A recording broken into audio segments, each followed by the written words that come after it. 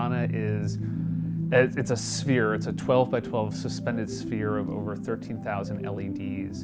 And when you walk into it, it actually breathes with you. So it'll sense your breathing, and then the lights pulse in response to that breathing. Once you enter the sphere will react to that. It knows that you're there, and it's letting you know that by playing a specific animation as well as a sound effect that will come through. Once you are actually in control of the sphere, again, the sound will change, the lights will change, and then you'll begin to feel this direct connection what's happening with the sphere, and the lights will begin to glow from the center out. And it's intended to feel as though it's this extension of your lungs. So as you inhale and your lungs fill up, the room will be filling up with light, and as you exhale, the room will lose its light as well, and it'll come back in towards you.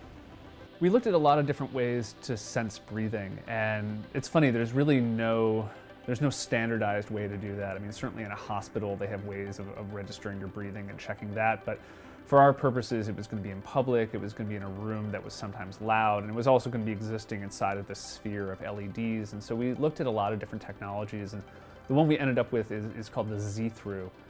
It's a small radar on a chip, an experimental product that's out of a company in Norway. The technology is originally used for tracking a baby while they're sleeping, just to be sure that their respiration rate and heart rate are normal, and it's also being used for senior citizens as well, for the elderly. So the chip is very small. It's about, I think, 2 inches wide, maybe like 1.5 inches tall, and it's very simple. It just plugs in with a USB connector into our computer, and we're able to then receive the data from it, and that's what our software is talking with and receiving data from, and then that's able to send it to our lights.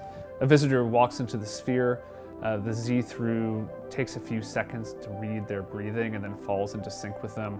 And then that signal is sent up to a computer running a custom JavaScript library that we created, which then triggers the animations. And while the animations are triggering, there's also some custom sound design that was created by 1,000 Birds that plays. And so it's a really interesting 360 sensory experience.